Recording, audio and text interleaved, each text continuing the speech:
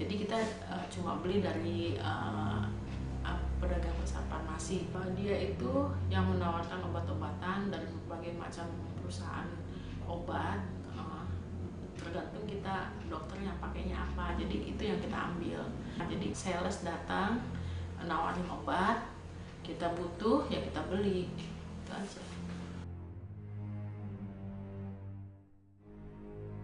Biasanya tanggal kita beli, tanggal faktur, nomor, terus sama dari PBF mana. Kalau produknya itu udah ada di ininya, udah ada di fakturnya. Biasanya kita tiap 6 bulan sekali atau setahun sekali ngadain itu stok. Jadi dari situ kita kelihatan mana-mana yang udah expired. Seandainya masih bisa ditukar ke PBF, kita kembaliin. Kalau misalkan nggak bisa, kalau misalkan nggak bisa, kita musnahin, dibakar atau dihancurkan.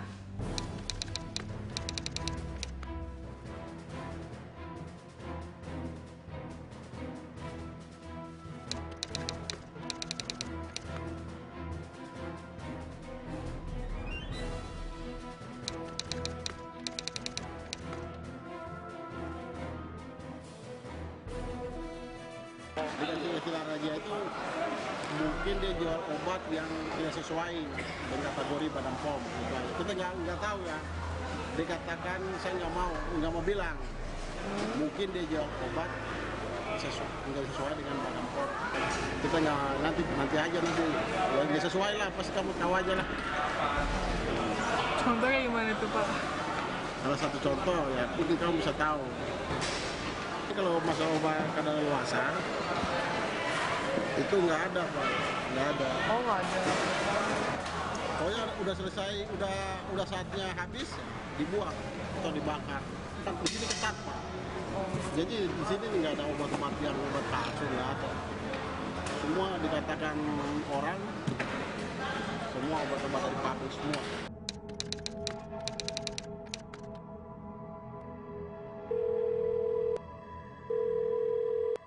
Kan saya ini lagi ini nih Mas ya, buat penelitian tentang namanya obat kadaluarsa yang dijual lagi Mas.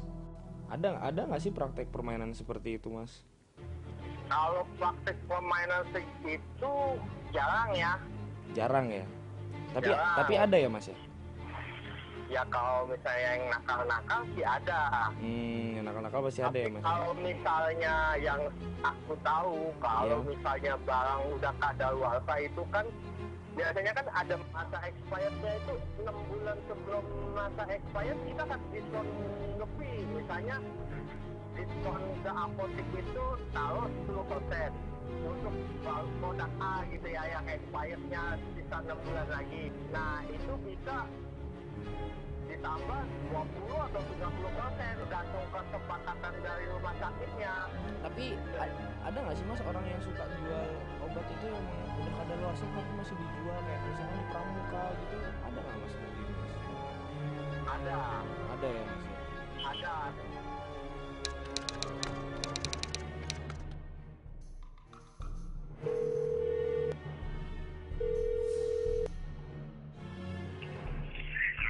Ya halo Mas, aku mulai langsung nanya aja kali ya. Nah, Mas tahu gak sih kalau ada obat-obatan kadaluarsa yang dijual kembali gitu Mas? Ada, itu memang ada. Sekarang ini namanya pasar pramuka. Pasar pramuka, atau pasar Jatinegara, atau pasar Mayat Blok M, dan Ulamai. Ya, prosesnya pasar-pasar gelap untuk obat-obatan. Itu tuh gimana sih prosesnya, mereka kok bisa gitu dapat dari mana obat-obatan kadaluarsa seperti itu Mas? Ada permainan dari beberapa perusahaan farmasi. Yang mana marketingnya yang lain. Ini modelnya gini. Kita seperti ini ya, sekarang sudah ada banyak dari perusahaan farmasi yang bisa distributor. Dan distributor dekat rumah sakit harusnya di perusahaan farmasinya. Ini kan punya di marketingnya tuh langsung ke rumah sakit. Nah, mereka pakai target nih. Kalau mau negosiasi ke rumah sakit, masih ada beberapa diskon-diskon yang kita berikan ke rumah sakit. Biasanya itu beberapa marketing yang berjalan curang, mereka memberikan diskon lebih untuk menutup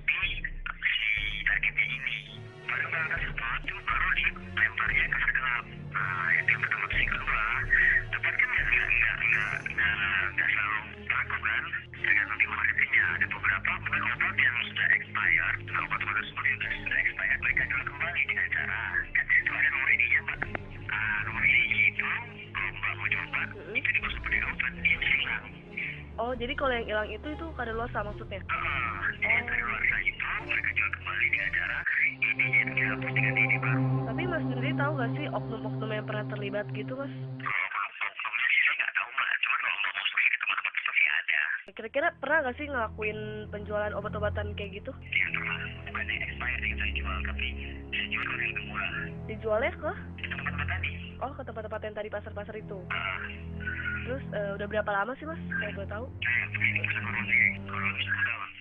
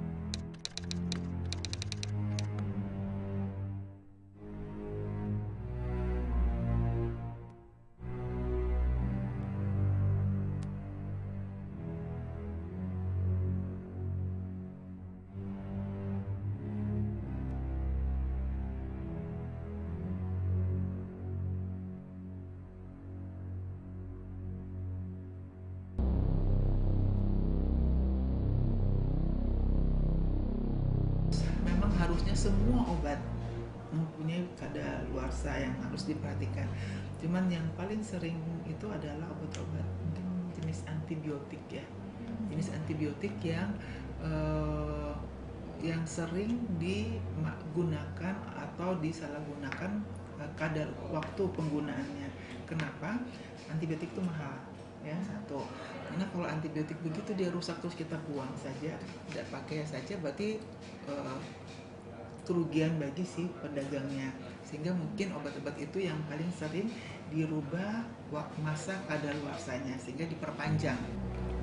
Nah, kalau misalnya memperpanjang masa penggunaan obat itu mungkin saja dilakukan oleh si pedagang, mengganti tanggal expire-nya, ya kan? Yang mengganti itu memang ada dilakukan di pasaran. Nah, sebenarnya hal itu tidak boleh dilakukan. Bagaimana sanksi yang diberikan kepada pedagang yang melakukan hal itu adalah Badan POM yang melakukan hal tersebut. Waktu itu tante makan STM Osmana. STM itu untuk obat gatal, Osmana untuk anti aleri. Kira-kira ada 2 bulanan. Mula-mula tante gatal-gatal, terus pernah ke dokter dikasih obatnya dengan obat yang sama. Terus tante kalau beli kan, kalau ke dokter kan bolak-balik kan dikasihnya cuma sedikit. Akhirnya tante beli sendiri di apotek luar. Apotek luar tante beli 1 botol penuh. Kira-kira ada 1000 tablet. Tante nggak periksa lagi, nggak taunya itu udah kadaluarsa. Setelah makan 2 bulan ada efeknya. Efeknya itu badannya jadi gemuk. Jadi gemuknya tuh bukan gemuk yang wajar, tapi gemuk yang tidak wajar. Terus jadi pembuangan semua tersendat. Ya, pastinya kita pasti bekerja sama dengan Badan POM yang mempunyai tugas dan wewenang untuk mengawasi hal tersebut ya.